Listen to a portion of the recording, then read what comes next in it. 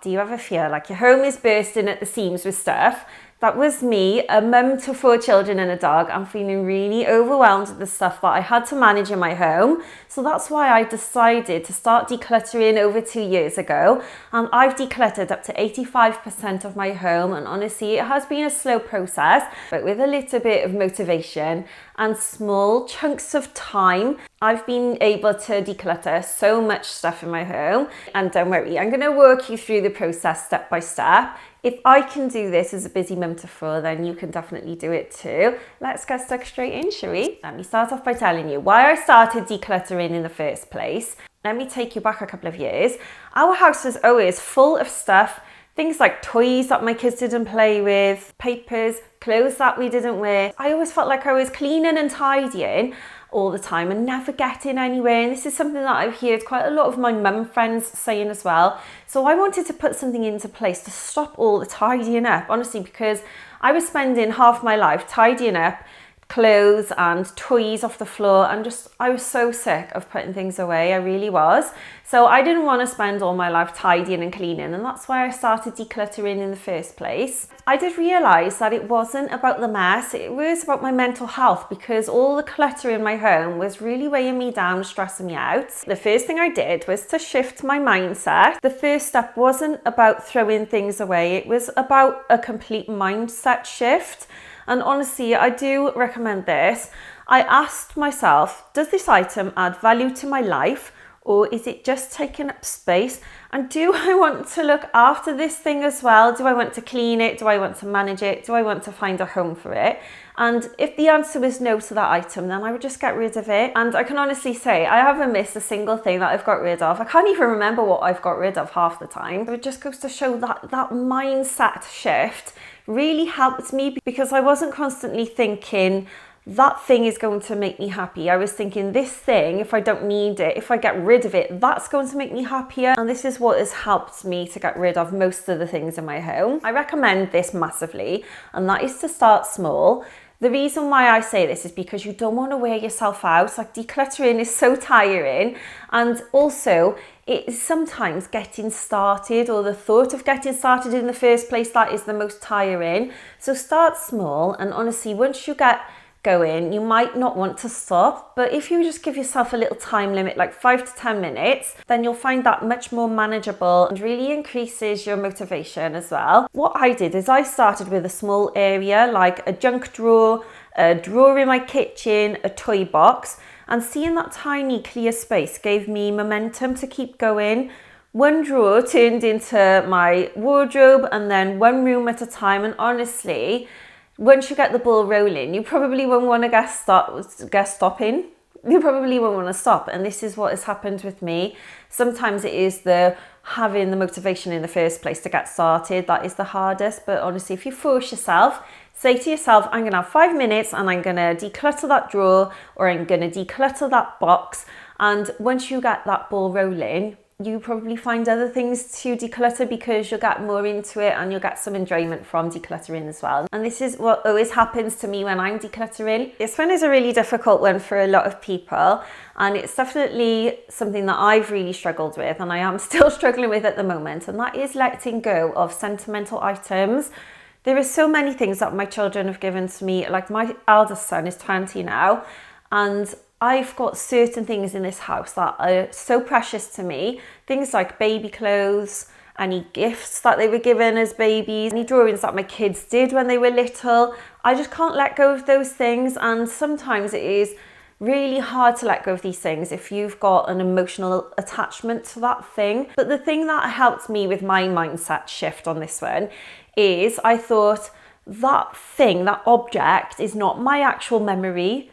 It is, it's the things that I've gone through and the memories in my head that is the most important thing. These baby shoes are not going to make me remember about my son when he was little, because I can still remember him. I've got lovely photos, and I don't need to keep this object to help me remember him.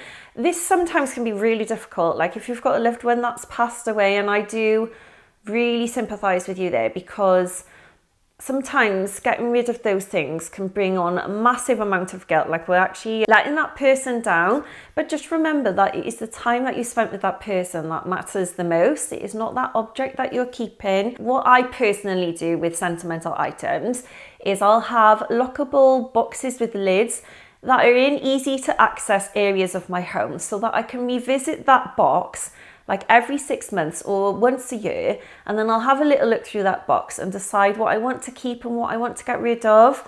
Sometimes when you're given something, like for instance a child's drawing, it is so precious to you at that time, but then over time it might lose its preciousness, and that doesn't even make sense. For example, I've got a 20-year-old son and a 15-year-old son, and I went through one of their boxes not so long ago, and there was loads of things in there that they had made in nursery, and at the time I thought it was so precious, but then a lot of those things I was quite ruthless with, and I thought, you know, that doesn't bring me joy, that doesn't bring me happiness, that doesn't make me remember him at that time. So I let go of quite a lot of their artwork and their drawings and the things that they had made and cards and stuff like that. The way that I helped myself to get rid of things was I thought, those memories don't live in that stuff, they actually live in me. Another thing that helped me with decluttering my home was getting rid of multiple items. For instance, in my kitchen, I got rid of multiple spoons in my drawer, anything in my drawer that I didn't use on a regular basis, anything that I wasn't using at all.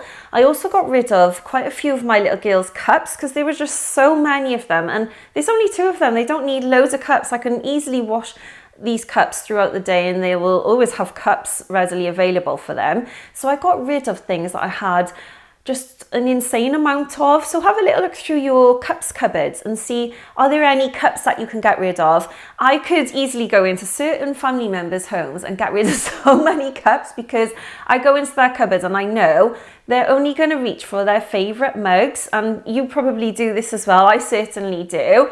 I've been through my cup cupboard a couple of times and got rid of stuff because it is so much easier to put the cups into that cupboard when there's not loads of cups in there. So have a little look through your stuff and have a look, is there duplicate items in your home that you can get rid of? Maybe you're holding on to a couple of handbags that look exactly the same, or maybe you're holding on to loads of trainers. Do you know what I mean? Like, you've got to be quite ruthless with these things. If you want to make space in your home and have less to manage, you really do need to have a little pep talk with yourself and think, can I get rid of duplicate items? Because this is something that I've definitely had to do. The next thing I did was to maintain my decluttered space. So put in simple little habits in place to keep my home decluttered, so that I'm not having things constantly coming into the home. The things that I've put into place are things like the 1 in, 1 out rule. So if I buy like a new dress, then my rule is I need to go through my wardrobe and get rid of 1 dress. If I'm going to buy a new book for my little girls, I'm going to go through their books and I'm going to get rid of 1 of their books. I also do this with impulse purchasing. So I really sit on purchases. And if I do put something in my basket, because I'm a notorious online shopper, I will sit on that purchase for at least 24 hours, if not longer. It all depends on what the cost of that item is and how many things there are and how big that item is as well. I really do sit on purchases. I'll also go around my home and see, have I got something very similar to this already? If I'm thinking about buying a pair of black boots, can I go up into my wardrobe and see, do I have a similar pair already? And do I really need yet another pair of black boots when I've already got a perfectly working pair of black boots already? I hope that makes sense to you. But it's all about working with what you have already rather than just replacing those items and upgrading those things. If you've got something in your home that works perfect, you love it, you use it all the time, then just stick to that. You don't need another new thing that looks very similar or is exactly the same. So the result of decluttering my home is a much more peaceful living environment. Honestly, my home feels so much more calmer, so much lighter.